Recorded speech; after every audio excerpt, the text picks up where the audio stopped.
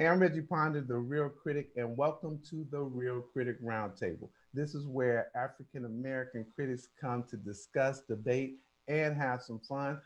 This is the first one for the top of the year 2021. So we're going to get right into it. Actually, we're not. See, a little later, we're going to talk when we talk about issues. It's tough to come on air and talk about movies without acknowledging things that are happening in our environment. And so we will talk a little bit about the Capitol riots and and some of the feedback that we're hearing from some of the people from Hollywood, and obviously how we feel about that as well. But now we'll get right into it. Like to welcome top of the year. Welcome Kathia Woods back to the round table. Yay, happy to be here. You know, counting my blessings. So, Kathia Woods, Cup of Social, happy to be here. And then, of course, welcoming Shawn Edwards. He's so busy. He took a little time out for us. He's so busy doing stuff. So, Shawn, welcome to the show, man. You have you you have no idea, man. I'm like my boy Mike Muse, man. I woke up this morning thinking about my nap. Oh, But all oh, good, man. No, man. Thanks for bringing me back. I'm Shawn Edwards, Fox 4 News. Yeah, I've just been crazy busy. I'm excited, y'all. Sunday Super Awards on the CW, man. Little award show I'm producing for the CCA. Check that out. We finally showing some love to genre movies, man. Comic book movies, superhero movies, horror movies, hosted by my man Kevin Smith. It should be dope, man. Unfortunately, it's all virtual, but it looks damn good. that's all right. Obviously, as we all are CCA members, it's important not only to talk about just movies in general, but to give every genre their shine. So I'm really Yeah, yeah, happy. that's the cool thing about it. When we came up with the idea, and that's what we had in mind. And then also want to give a big shout out to an even bigger day. Super excited about February 2nd, third annual celebration of Black cinema. And just to break some news right here, since your show's so dope, it's going to be nationally syndicated this year. So we're Oh really excited. snap! Very nice. Yeah, yeah. So we're excited about that, man. See, I'm putting in work, man, but it's all good. It's my favorite. This is my favorite time of the week. So let's go. All right, man, let's get it in. So you're talking about different genres. A movie that did really well, and we'll talk about the numbers and stuff a little later. But a movie that did really well on the streaming services is Wonder Woman 1984. And for people who might not know what that's about, it's about Wonder Woman. I watched the Linda Carter stuff. So what Yes, can I what can I say? What can I yes. say? So before I really talk about this movie, I have to say is that I really like what Patty Jenkins did with the first movie. It worked for me. It was interesting. I saw it on the big screen, and it really worked for me. And a lot of times, what I try not to do is compare movies. I believe that films have to be able to stand on their own, even if they're sequel or Hundred whatever. percent, 100% I agree. but I can't lie to you guys. I was comparing. I I don't know what was there for me, but I was comparing. I was like, is this was the action as good? Was the story as good? Was it as interesting? And I like Gal Gadot. I do. I'm talking about as Wonder Woman. I like her as Wonder Woman, and I was really looking forward to this. But I'm gonna tell you, you guys, the story for me just didn't keep me um, engaged. As I was watching this and going through it, I don't fall asleep on most movies, and I actually did a little snooze for a minute. I had to say, "Oh, wait, what happened? Okay, run that back." I don't know whether it was if it's a woman's sensibility in the way in which they wrote this and brought this to the big screen as a superhero movie, but for me, it just didn't have the pizzazz, the pow, the wow that I would want from a superhero movie. There was nothing wrong with it. It was fine. I didn't feel like I wasted my time, but I also didn't feel like I walked away like, whoa, they really killed this movie. And a couple of things for me that stood out is that the villains for me, and there was two in here, the villains for me didn't come out to me to be these super villains, these villains that really were going to provide her with something to go up against. And I think that they gave one of those villains not enough to go off of. And so this was just an okay film for me. Kathia? Ooh, I'm. This movie was boring.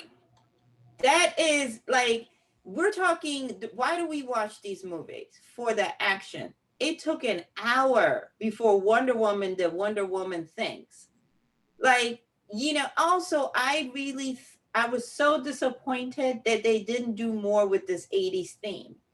I mean, in the beginning, you thought we were going to get that when you had the mall, the arcade, all the things that I grew up with, the whole look, you know what I mean? And even, accentuating the ridiculousness and how we dressed in the 80s. But then it went, wah, wah, wah, wah, wah, wah. It just went really, really flat, again, we were sucked in the first 5 minutes when they were in the Amazonians, and we were like, yay, because that is, but I don't know what this was supposed to be. I mean, I don't know what the intent was, but the execution was off.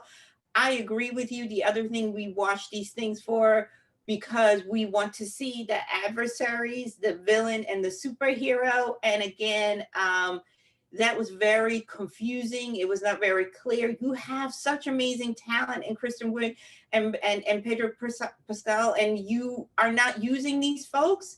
And it just was so underwhelming. Do you know what I mean? I watched this with my family, and my daughter was like, "Oh, this is a mess." That's basically what she said, right? And I was just like, yeah, you're just like, but she looked cute. And also, there was no purpose for Chris Pine to be in this movie, like other than that's funny. My like daughter, they had such chemistry in the first one, and in this one, it was like forced. They were trying to, and I was like, Chris did not need to be in this movie. My daughter. I'm confused. What was the purpose of this? My daughter agreed with you on the Chris thing, but I have to say that Shawn, one of the things you talk about a lot is respect the demo. So I was trying to figure out who's the demo. So what I did is I convened a panel of some young folks, and we had a discussion, and only one of the young folks in my panel really, really liked it. The rest of them were like, nah, this didn't work either. And I'm gonna give him a shout out. That's my nephew, Matthew. He thought that this was better than the first one. And I am still looking at him sideways. So Shawn, respect the demo? Yeah, I like that you brought that up. And that's a great point. Another thing that we talked about a lot last year in 2020 is, what effect is the pandemic having on our critical viewpoint, even as professionals or from the consumer standpoint? And I think this movie probably would have fared far worse if it hadn't been a pandemic, because I think people were so thirsty to finally see like a legitimate big studio blockbuster tentpole finally be released, that they were a lot less forgiving on this movie than they probably would have been if this would have been released under normal circumstances.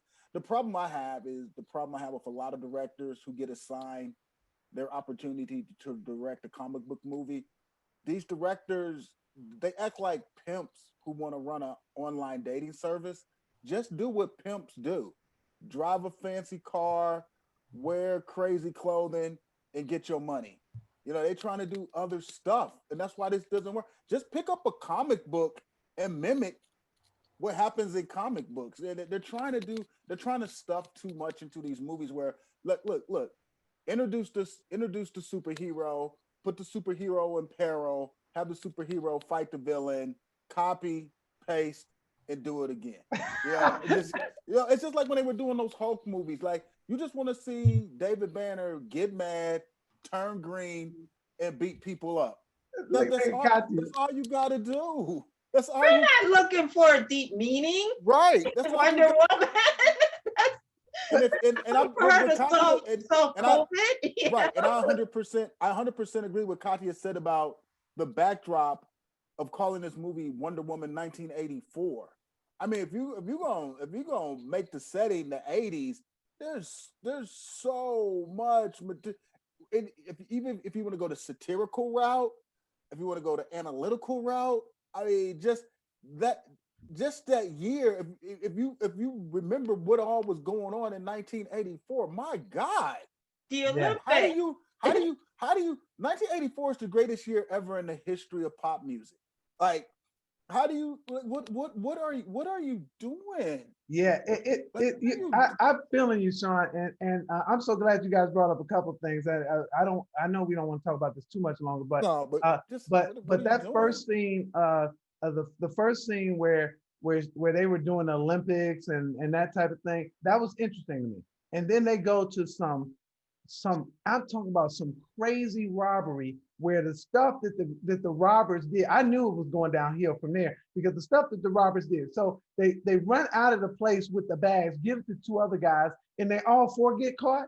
Heck no. Come on, we know from the hood that wouldn't happen. I would have left y'all. I would have took my bag and I would have gone. It was just too much, man. Well, the biggest flaw is the movie lacked unpredictability. It was just too predictable. That's all. It's not a No, it's not a horrible movie. It's just a slightly disappointing movie It's because there was so much underwhelming. right. It's so much they could have. There's so much they could have done. I mean, there was so much you could have I done. agree with Shawn though. This is one of the times where if you had already been paying for HBO Max, you're like, oh, thank God, this would have stuck me for $60 or $80. You that's know what I that's mean? no, At that's least I only paid my $20 a month, whatever it is. But yeah. by the time you would have paid for popcorn and some places parking, I would have been at $100 for this. Oh no, fam. Yeah, I'm like, watch it because it is at home. We're talking about pandemic. You can watch it at home, but don't think that you're gonna walk away from this that wow, this was a great film. But Sean, watch it. we're going to talk about it later. It did solid numbers in Yeah, movie theaters, though. it did. So Yeah. people did. Sean, watch it.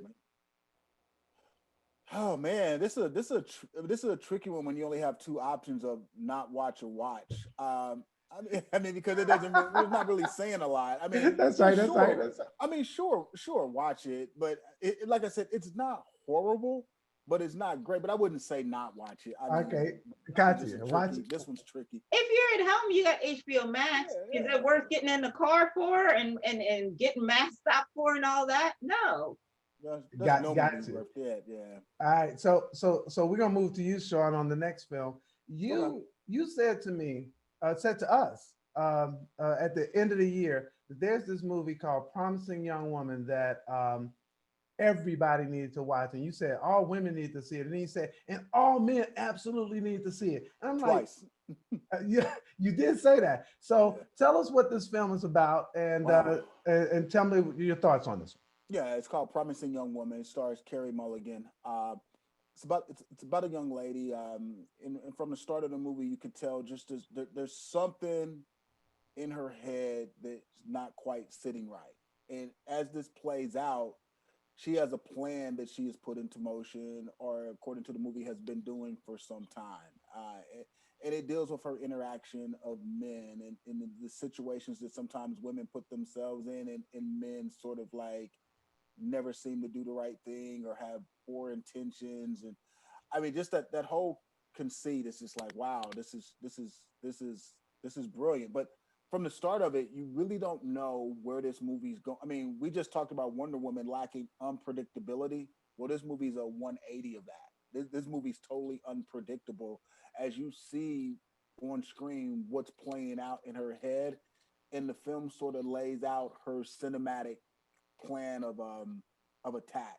I know people have sort of labeled this film a feminist revenge thriller, but it's much more than that, and it speaks a lot to today's society and interaction between men and women, and it really brings up some interesting observations and creates some interesting conversation that you probably should have after watching this movie. But the way it plays out is it's done in a really respectful way. But I love the dark comedic elements of this, but I also love the seriousness of this. Completely thought provoking, a tad bit shocking. But anybody who's been around for any considerable amount of time understands everything that's going on. Yeah, But I had to say this because I didn't want to yeah, give away. yeah, I love it. Really tough It's film to hard. talk It's about hard to talk about it giving away. without. Yeah, without I, giving away I, too I much. love how you positioned this. You did it much better than I would have because I think I probably would have told the story, but you gave me license to talk about a few things. and particularly about why you said men should see this, is that you really do have to do some self-searching while you're watching the movie. You cannot avoid it, because it is about how you view women, how you treat women. Uh, uh, all that stuff in your circle, in your mind. And I think that if not, there's no way you can watch this movie and not think about, wow, do I do that? Am I kind of like this? Man, And it's yeah. And it brings up that question of, because men, all people do it, but men, we talk about men right now, men will be like, I'm a good guy. And what really is a good guy? What's your standard for good guy? Well, that's because that's the beautiful thing about this movie, because even the supposed good guy in the movie is like, oh, well, it makes you think. It's a a lot of times people throw around when we review movies, it was thought provoking. No, this movie really is thought provoking. That's right, Kathia. I'm trying to think how I can say this again, because there's so much that you don't want to give away, so that you are having that aha moment. I first saw this at Sundance, late at night. You know how sometimes you see something and you're like, and then I rewatched it again with my husband recently, just to make sure, I still had that same type of effect, because it's tired, it's snow and all that crap. And it still held up, which tells you something about a film. Sometimes you see something in the beginning of the year, you're impressed, and then you look at it again and go, it was okay. But not with this. The other thing too is, especially in the climate that we are in now, right? Where we're talking about how society protects certain people and gives them the benefit of the doubt or ensures their future. This movie also does that, where, what's the line that the one woman said? But he had a future. He's a good guy. You know what I mean? We did certain things because we didn't want this thing to mess up this. And it does make you think. And I always say this, and some women get mad at me. Men aren't the only ones who enable each other to do bad things. A lot of times women help them in this. And we have a hand in this too. Yeah, you know what I mean? We have a hand in this too. Every guy, from Harvey Weinstein, and the list goes on and on, that has gotten away with this behavior. There was a woman that when, a victim came forward that said to her, this is how things are done. Grow up, get a set. If you want to move ahead, you need to take this L and move forward. You know what I mean? And it's very scary. So you see, it's not just the men. We as women sometimes, have we been good stewards? Have we been good allies? Have we been willing to be uncomfortable in order to do the right thing? That this movie also shows that. Yeah, I also want to say this. The movie also shows this because we as a society tend to demonize. We think this is only done by large figures because, Harvey Weinstein's name always comes up. Bill Cosby's name always comes up. Jeffrey Epstein's name comes up. But this movie does a good job of saying, no, it's not just those. It's the guy next door. It's regular the guy you never suspect. It's somebody close to your family. It normalizes this to let you know that this is a much more widespread problem than just headline people who commit these sort of things. It's not the boogie, and also it's not somebody who's the creepy guy in the neighborhood. Right. It's the clean cut guys that are your future leaders, your business But I'm a good guy. But I'm a good guy. You know what I mean? And also, there are certain scenarios when they understand what's going on, the men, the first thing they say is, don't do this to me, instead of like, I'm sorry. There's no accountability, right? The first thing is self-preservation. I think you bring up such a great point, Kathia, about who we protect. And because men are the, people that we protect a lot, many women, that's the system. So many women will go with the system. Is that this is how the system works? I got up and I understood I had to go through. I'm saying if I'm a woman, I went through some of this. Hey, take your loss. Understand this is the system. Arm yourself for the next time. But this time we just got to keep it moving. And Pretty much. let's not mention that this was a great job of directing, and I love the fact that it was directed by the young lady who plays Camilla Bowles on The Crown. Like, And she's also on a show debut. called. She's also on a show called a very successful show called. She was on a very successful show, BBC. You can see it here on PBS called The Midwife. So she's been in the business as an actress for a minute. She's not new. She didn't start last week, you know.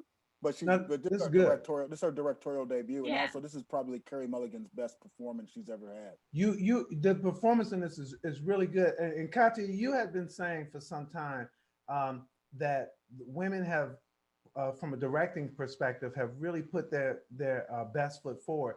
And I think this is one of those real. I mean, this is not.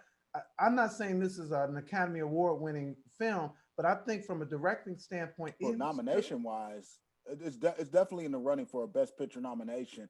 I mean, Best Director is going to be tough, just because it's really crowded. But Carey Mulligan for sure, nomination for Best Actress. Definitely, and this is why I say it's important that we have different voices, because here you're getting a woman who wrote this, and she's giving you a spin on something that men have been giving us, and we've never had this type of conversation.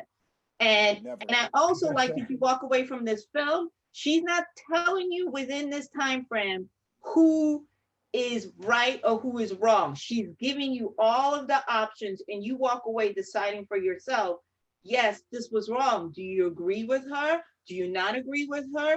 She makes you have the discussion, which I think is even smarter as a filmmaker, because too often, you know, filmmakers feel they have to take a side. She's not deciding for you. The only pushback that I'm gonna give there is that it's pretty clear who's wrong in this movie to me. But I hear you. I feel you. I'm saying to you is, how can I say this without giving it? The end doesn't always justify the means. Like, just because something wrong was done to you, don't mean you can now. You know what I mean? Yeah, I understand that. I feel you. I also feel like, again, I'm trying to make sure I say it in a way. I feel like Carrie's character has made a decision a long time ago that whatever happens, happens, because in her mind, she needs to do what she needs to do in order for these folks to be held accountable. And if that means what it means, that's what happens, you know? Well, this one is showing on Netflix, and No, it's not. It's on paid. That's right. This is it's on demand and in theaters. This on demand, and this is should be in demand. You should absolutely, in my opinion, this is a watch it, clear, hands down, watch it. And I agree with everything you said, Kathia. And I'm glad, Shawn, that you put this one on my list, because it was not on my list, even though I got 150 emails to watch this one. Well, I would also give this a watch it, but I also would like to let our viewers know is, because we made this film sound like really deadly serious and heavy. Oh. No, it's a very entertaining and easy watch. Totally entertaining. Yeah, I just don't want people to be Thank you. Because we're making it sound a little heavy. Doom and gloom for 2 hours. Yeah. That are really funny, where you like. Yeah, no, it's very entertaining. I'm so glad. I am so glad you said that, because we're trying to skirt around really telling them what happened in the movie. Yeah. That it's probably messing up some of the impact. We're making it sound a little heavy. Yeah. And it's really interesting. It's really entertaining, and you're gonna be talking about it, because you see, we talking about it. Yeah. I'm saying it's a watch it. Shawn says it's a watch it. What do you think? Absolutely. Excellent. So it's interesting that you talk about not gloom and doom. I'm just gonna tell you, I want you to introduce this movie, but oh my goodness, girl, it hurt me. This is Pieces of a Woman. Tell us what this one is about, Kathia, and give us your thoughts on it. Okay, so this is a couple. They have a baby. I can say this: the baby dies, and how they deal with the grief afterwards. Right? It stars one of my favorites, Vanessa Kirby, who was also in The Crown. She played Princess Margaret. We're not going to talk about this film that she made with them other dudes, because she's way too better of an actress. And Shia LaBeouf is in it, Ellen Burstyn. And it's a shame, because Shia is good in it, but he's just determined to self-destruct. Here's my issue with this film. The first 40 minutes are very compelling. And I have had discussions about this film with numerous people. I understand we all process grief differently. Clearly, they are on a different trajectory. She is like stuck in time, and he is looking to her as a partner for them to process it and for them to talk to each other while she is disassociated. What I have an issue here with this is, I can only speak from my experience. A couple goes through loss together, and I understand men and women process together. I process differently. But this idea that he was completely cut out is very disturbing to me. Yes, you can be a bad partner, but that doesn't mean you don't have rights as a father. And I need some answers here that these filmmakers have not answered. And to me, it's like, she made these decisions and there was no outreach done. Screw what her mother said. I don't care what anything is said. I mean, I went through something similar, not as harsh. We weren't fully determined, and we definitely processed differently. You know what I mean? But at some point, we did have a discussion on what we felt, whether we liked what the other one had to say, but we listened. Do you know what I mean? And I am, as a woman, I'm saying this as a woman, saying, you are not ever going to include your other party and be like, I'm doing this. Would you like to be a part of it? I don't care that she drove him to the airport. People can say, well, she drove him. So what? We have cell phones, we get email, we've got all these other things. And I just needed her, for this to work, at some point push back on her family, which she did in a certain part of this film, but I also needed her to tell her mother, mind your business. Yeah, it's really interesting. I'm really happy that you would bring that up, because as a man watching this, there was a lot of different emotions that I had watching it, and not being connected with your partner. I understood what she was going through, that she was trying to process it on her own. But the fact that he was just basically truncated from the experience was really problematic for me. Like he's a sperm donor. It was problematic for me as well. I think for me that I'll back up. The first part of this, by the way, the birth part, I was like, please, I don't want to see this. And let me tell you why. We had both babies at home, so I know this experience. But the difference was we had a doctor, not a midwife. So we had both babies at home. I know how it works. I've been there and went through that part. And so I'm watching this and like, please no. And I'm like, please get this woman to the hospital. So the first part of this movie really got me, because my personal experience really got me into the film. I think that they lost something because there was not that connection, that there was something that was lost in not having the connection between the two, even though the message is really, I think the message is really good, because the message really does talk about how people are processed this differently, including the mom. So it's really, I understand what you're saying, Kathia, let the mom mind she should have told the mom to mind her business, but I'm actually glad that they showed that piece as well. Because I always have this funny story that my mother-in-law was with us for the second birth. And I was like, could you please go home? We trying to get this, you in the way. She's like, oh my Lord, you're hurting my baby. So I like the fact a lot of the stuff that they did here, but I do think that it lost a little bit of that steam, kind of like in that middle piece, but a real important message. Shawn. Man, y'all both tripping. We might as well watch y'all home videos, because y'all talk more about your personal experience than this movie. This movie is awful. No one who's watching this show right now is going to want to watch this movie. This movie's terrible. You're right. You're right. Nobody's going to want to watch it. Can I finish? Y'all, go ahead. Sorry. Lord, y'all I'm sorry, talking about my all bad. y'all personal connections. Let's talk about the movie. Now, look, this movie was dreadful from the beginning. I didn't care about these three mopey, over-depressed white people at all. It was horrible. Yeah, the acting performances were okay. And I know a lot of people going gaga over them. But I had no connection to this movie. I had no feelings for these people. I didn't like the way this played out. This movie was flat out awful. If I didn't have to watch it professionally, I would have checked out after 20 minutes and never thought about this movie again ever in my entire life. That's it. It's not Wow. a good movie. Wow. So I just disagree with you, Shawn, in terms of that it was god awful. Okay, that's I fine. just didn't see it being that. It was But awful. It was incomplete. let me tell you where I do agree with you, is that I wrote down that I was gonna say that I watched this movie, but I wouldn't want to watch this movie. This is not a No, movie. This is not a movie that I would be like that I would say to people, "Hey, you want to see this?" not at Because all. there's nothing redeeming in my opinion about this movie, or you don't really walk away with anything added. I was scarred watching the film, but I didn't think it I was don't care awful. about these three well-off white people and they problems. These are forced problems. It's not You know what? I entertaining. will say that though. I understand what you're saying, not to make personal, but this is a very serious subject. People having, Yeah, true. it's a very serious subject.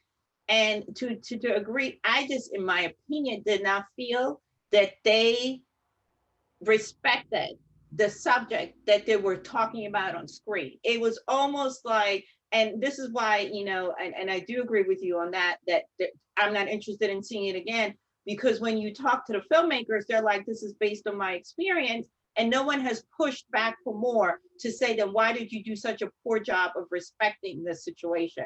I'm also really tired, and I think Ellen Burstyn is an amazing woman. But every year we have these performances, these mediocre performances shoved on us in these not good films, and people get a Ting Ting Award while we overlook people who have given us complete performances in good films. And I don't care that that movie doesn't have $20 million to advocate for itself, because at the end of the day, is if we're saying this is the best technically, then we should be talking about the best. And like we just said, none of us would sit through this again. And a performance that should be up for an award isn't a performance that you will want to see again, that you will want to invest in. And whatever where we stand, one thing we agree on, we are not invested in this. We don't want to see this again, and we good. Right. And with that, I'll just say for me, I was gonna say this before you said what you said, Shawn, that I'm not watching this one. I am not recommending No, this one. I'm not. I'm with you. I'm not watching or recommending this. It didn't work. It didn't work as a film. Yeah, Katia, No, watch it. I'm Uh, good. They're better. You're better off watching the documentary on this. This is Yeah, the that's what I'm saying. This as a feature film. this is the first time. I wish I had a little horn or a button or something. Maybe I could do it in post. Is that this is the first time all of us said don't watch it. We didn't find anything. because there's no reason to watch it, man. There's too much other trust and believe. There's far too much other stuff out there to invest your time in. There we Even go. during the pandemic on lockdown. There we go, guys. Hey, so now we're gonna move into our next The real movie. uh, The real movie. I sat back and popped popcorn. Man. Only thing missing was Gerard Butler. I'm gonna edit that. So no, I'm not. I'm not gonna edit that. But Sean gonna run into Gerard Butler after The only we get our thing missing credits ready. He's gonna be like, "What's up? Where you coming from me? I'm trying to pay these bills." Olympus was falling for real. I was like, my where's goodness. Gerard? Oh man, Black Hawk Down or whatever, White House Down or something. All of that. Where was Jack Ryan, right? You gotta laugh on the front end of this because it's about to get really serious. Yeah, I know, it's like, where was Jack Ryan, right? Yeah, exactly. It is. We do. So now we move into our next part, Lord. which is We're going to hell. which are the issues. And this woman made us laugh. She was in 6 Police Academy films as Alfred Laverne Hooks, and she passed away at 73. I think one of the reasons that I do like this show is that we get to give shine to people who might not necessarily get shine from Hollywood. So she got zero shine. She got zero shine. Marion Ramsey passed away at 73, and I will tell you is that I don't even think I love the Police Academy films, but I think I watched all of the Police Academy films. Whatever. Anyway, any thoughts on Marion Ramsey, you guys? No, I mean, you summed that up perfectly. That's why I love what you do with this show, because we can talk about people who aren't going to get mentioned on any sort of mainstream platform. And she didn't. And like you said, I mean, I've seen every single Police Academy movie at least twice. I don't know how or why, but Late night but I don't know. on the plane. Yeah, I don't know how or why, but I have. But no, yeah, she definitely deserves that. R.I.P. Rest in peace. Thoughts, Kathia? Absolutely. I mean, we know why we watch the Police Academy. It's just foolery. It's fun foolery, and we're not watching for deep meaning. We know what's going to happen. Hightower. We know all the characters, right? My man shampooing. He got his hands stuck. When he giving him the bad haircut, and he trying to But say, six of them. Seen all of them. We watch. we watched watched it for that, and she's an integral part of that memory. Her being so mousy and everything. So no, she gave a lot of people a lot of joy. May she rest in peace. And I hope she knows that she knew that she gave a lot of us a lot of good laughs. Yeah, it brought some joy. She brought some joy. I wish we could put her picture up right now. Yeah. I'll try to do that. That's the most important thing in life, man. She brought joy. She really did. I'm glad you said the thing about the picture, because I will do that. Let the people know who she is. Absolutely. Thank you so much, you guys, for that. So now one of the really serious thing is that this is a African-American show, so it would be kind of crazy not to talk about the Capitol breach and talk about the Capitol riot. From an African-American perspective. All of people have been tweeting and all that, and I have some tweets and things of that nature. But for me, the biggest thing that people are talking about is the different reaction that the Capitol breach, the riots, got from Black Lives Matter and Trump's people. And I'm calling them Trump's people. The thing that really, as a Black person, that there's a lot of things that was troublesome. Yeah. But the things that really bothered me is seeing a Confederate flag in the Capitol and seeing that noose. That noose and that flag just really tells you a lot. And I think that people really forget that this was all about race in the first place, because the places that they were contesting the vote were all places where Black people were. And so, it goes deeper. It goes. I mean, for me, none of this was surprising or shocking. And yeah, it's been 100% about race since Donald Trump started the birther movement, because you got to remember that's what launched his political career. This has been about race every single second, every single day, every single month, every single year of this guy's political career. And what you saw on Wednesday was just the culmination. It actually goes before the birther movement. This is the pent up reaction since the creation of the Tea Party, when Barack Obama was elected president of the United States way back in 2008. This is, you're talking about 12 years of frustration being unleashed. And we can only thank God that the situation on Wednesday wasn't far worse than it could have possibly been, where you talk about not only just the loss of life of people, but there could have been the loss of life of Congress people or senators. And as Black people, we're not surprised by any of this. It was just a sad day and a huge scar, particularly internationally, for the United States of America. And it's all our fault. And it's Black people have a response. Black people have a responsibility, because we also, as a people, help create the situation that happened on Wednesday. Because I've been telling people ad nauseum that 2020 was not the most important election. 2016 was the most important election, because if Black people would have got up off their ass, and you could bleep that out, and voted the way they were supposed to vote and the way they did in 2020, we would have never had the situation that we've had for the previous 4 years. And I hope that everything that's happened in these 4 years have taught Black people the importance of voting, the importance of being smart, and politics is a strategy. Sometimes you have to do things defensively to prevent certain things from happening, and we did not do that in 2016. I'm really glad that you bring that up. Kathia talks all the time about the importance of voting, and I'm really happy that you bring that up. Sad to say, Shawn, you mentioned that this wasn't a surprise. For me, I mentioned to my wife that I felt that something like a designated survivor was going to happen at the Capitol, and I said that before this this occurred, and it could have, when you start thinking about the pipe bombs and the guns and the other stuff. It could have been awful.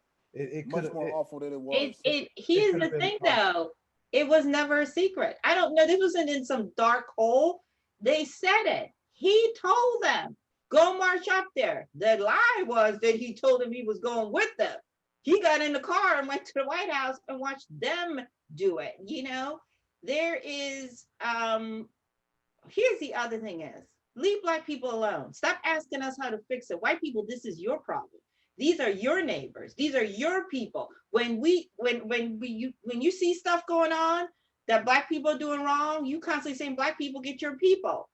Get your people, white people. These are your neighbors, your police officers, your doctors, your lawyers, and the list goes on and on. Family members. Exactly. Leave Black people. Like I said, I tweeted, I said, Black people don't go down there. That ain't none of our business. That's white on white crime. Let them white folks work that out.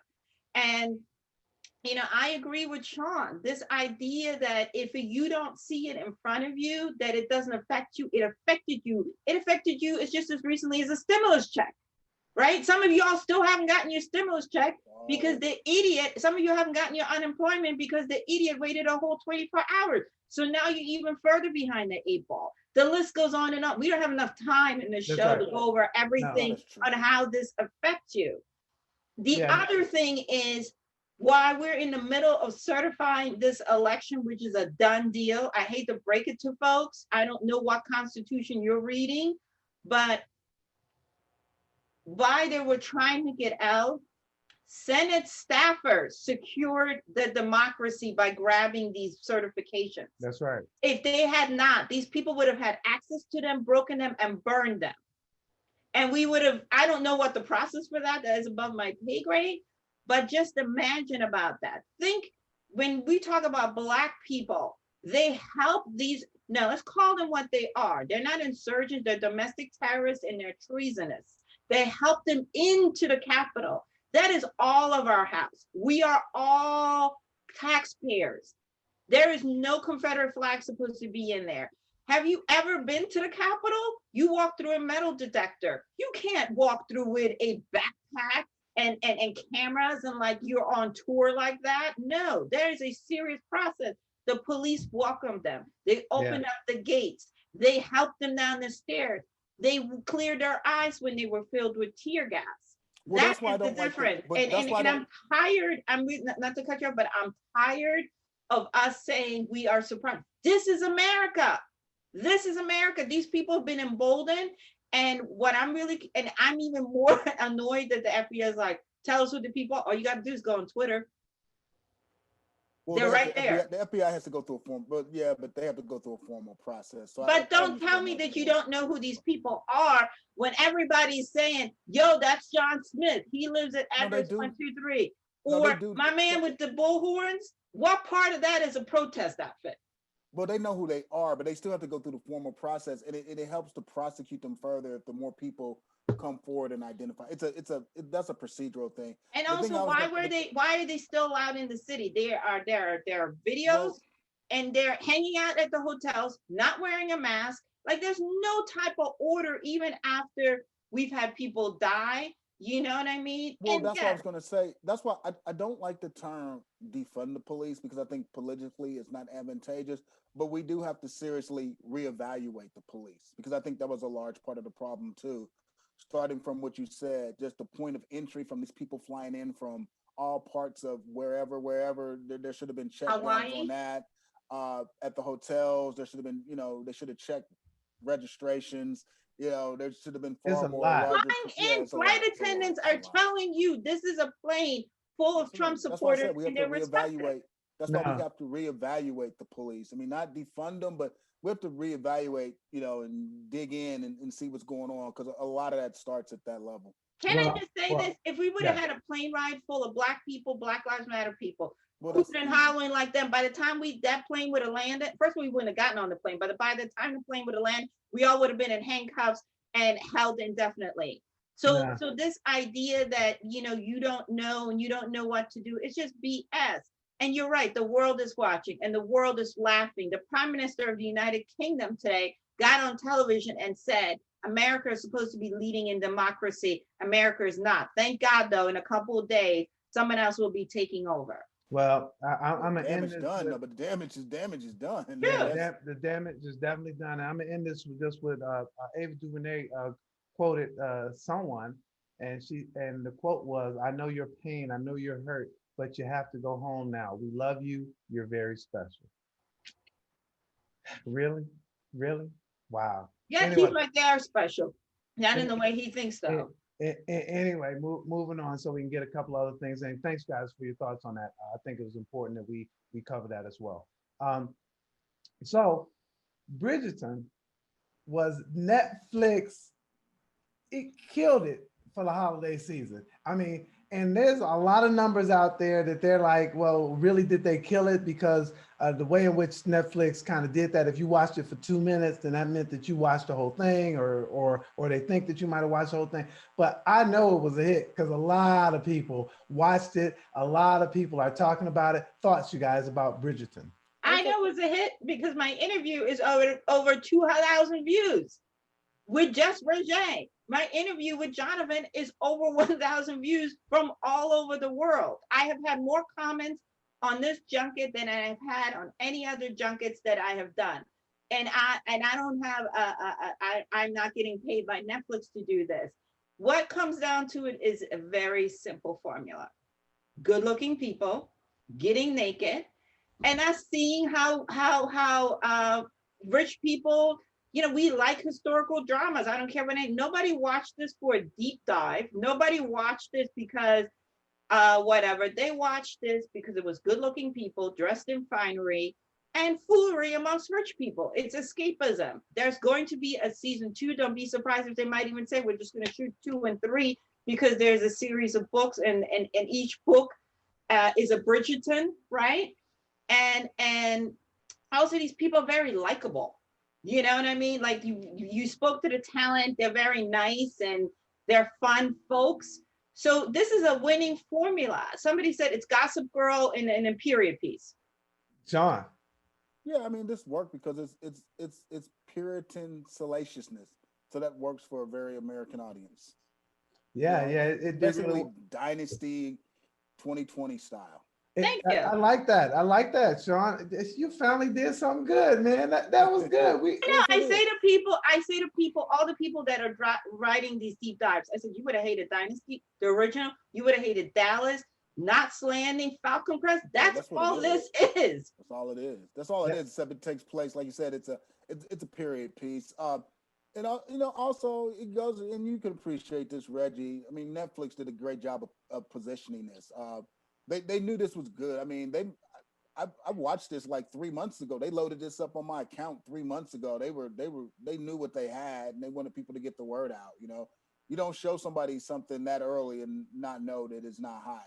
And only thing in dispute is the measurements, but the streets are talking and social media is talking, and so that's all that really matters, really. And this being Shonda's big, I guess, introduction on the Netflix stage with that big deal. This did it right. She came right. She came in and hit a home run, man. All these other Black content creators with these large Netflix deals need to study her. Kenyon Barris, hello. Yeah. No, I'm about to get banned from everything. He's looking to get a punishment. She did a phenomenal job. You're right, though.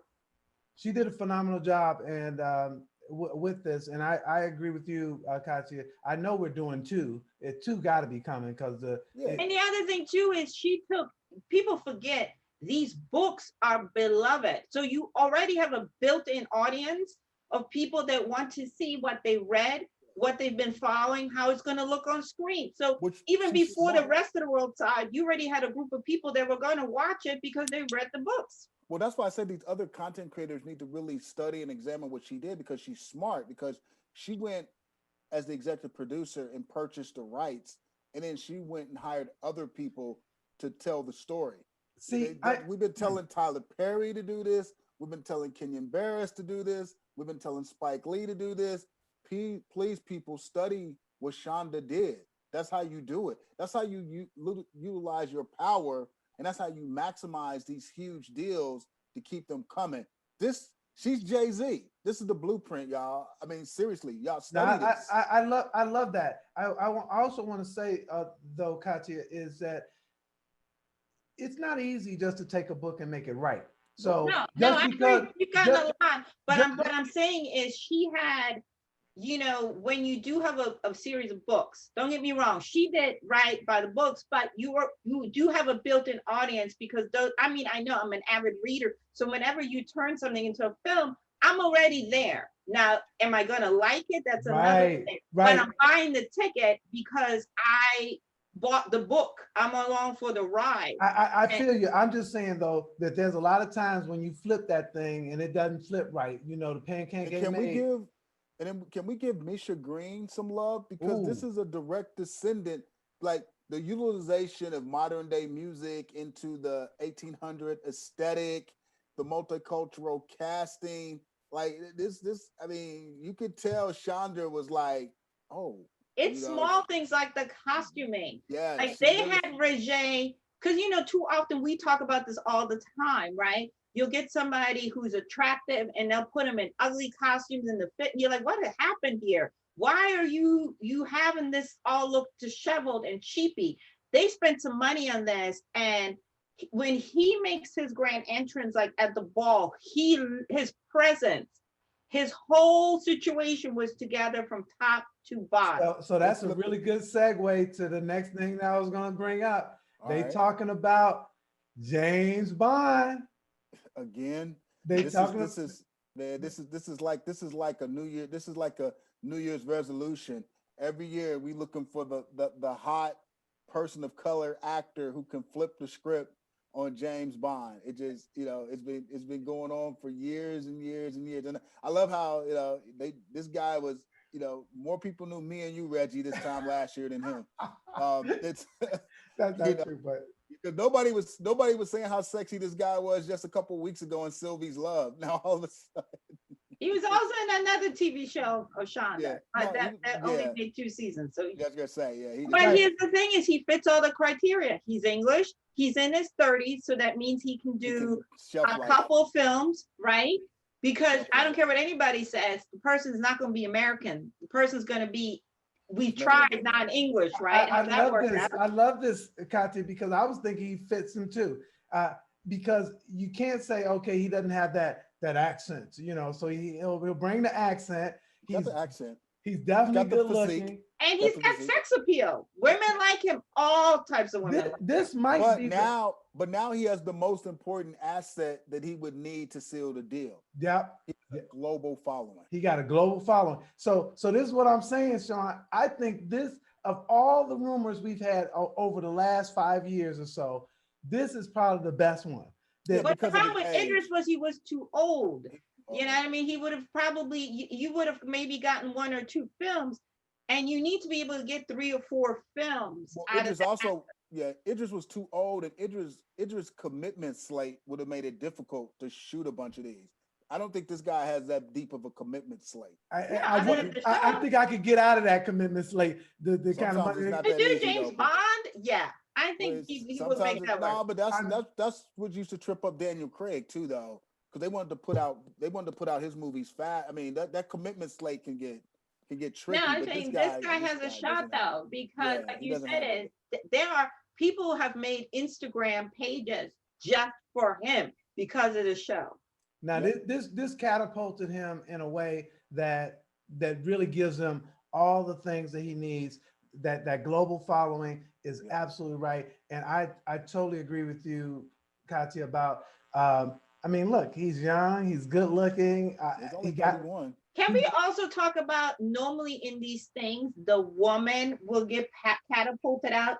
This is probably the first time in a lifetime where I've seen there is a couple and the man has surpassed the woman in popularity. I'm not saying kill old girl off, but if they took old girl out of the show, nobody would be weeping. And I mean nobody. Why? That's a good point. Kathia, that's a really good point. Shawn, why is that? Because she's ugly. Snap. So I'll be scratching that. Dang. Good over here. The people watching our show will probably agree 8 out of 10. She ain't that hot. I mean, have to put that up as saying, but It's a you poll know, normally question. that doesn't happen. Normally these things are set up to put the woman in a winning position. That But happens I'm all the telling time. you, he's gotten all the magazine covers. He's getting all the shine. He's getting all the social media. I mean, it's like people forgot. Like she's in the show, but people are like, that's cute. The actress that plays Penelope, who's sweet as pie, is getting. She's like what you call the co-star, is getting more love than the main lead. That shows you how he is. Plus, she don't have no personality. We all did the interviews. She was boring. She didn't have it. She didn't bring it to the table. He's fun though. He gets it. Yeah, she's boring though. Well, with that, I'm gonna see if I can squeeze in this last one. Lashana Lynch is to star as Miss Honey in Netflix Matilda. You care? You interested? It sounds good. I will say before you answer the question, I saw Matilda in London with my daughter, and she thought that it was the best musical ever. That's all she talks about. But I think sometimes it's when you see it and who you see it with. But you was on a trip to London and y'all live in America, so no matter what y'all would have went and saw, she would have been like, "Oh, this is the best thing ever." But do you guys care? No, I'm happy for her because it opens up more doors and helps her career trajectory. You know, you're always happy when a woman of color is getting opportunity, especially a dark-skinned woman of color. So it's a win-win. Am I like sitting at the house anticipating for this to drop? No, but I'm happy she's working. Hopefully the bag is right, you know, pay her what she's worth. And I think too, once No Time to Die comes out, whenever that will be, that too will catapult her even more out there. So I'm happy for her.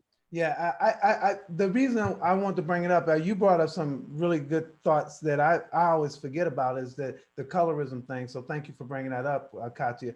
But the reason I want to bring it up is because I do think Netflix is doing just a good job with this kind of stuff, is giving Black folks the opportunity to shine. And we've talked about on this show numerous times about, look at the diverse cast, look at how they have African Americans here. And I think that Netflix gets it in that regard. They do a good job. They have, between strong Black leads and the Latino aspect of it, they do a good job of connecting with the audience. You know what I mean? And I think that's why, you know, when Monique is like, they're not for Black people, that's a hard argument to make, because they're not just they don't only have just programming for North American audiences, but they're doing more with partnering with buying programming from the continent. So you're seeing work from all over the globe, you know what I mean? Even from South America, like Siempre Bruja is from Colombia, you know what I mean? So in that aspect, network television could learn a lot. Yeah. I would say CBS All Access programming is 10,000 times better than their regular programming. And they have more Black folks on that. That's some good stuff, Shawn. I saw you trying to get in for the last. I just want to say, for all of our viewers out there watching, Netflix is hiring for their community manager for strong Black leads. So if you need a job and want to live in LA, go to LinkedIn and apply.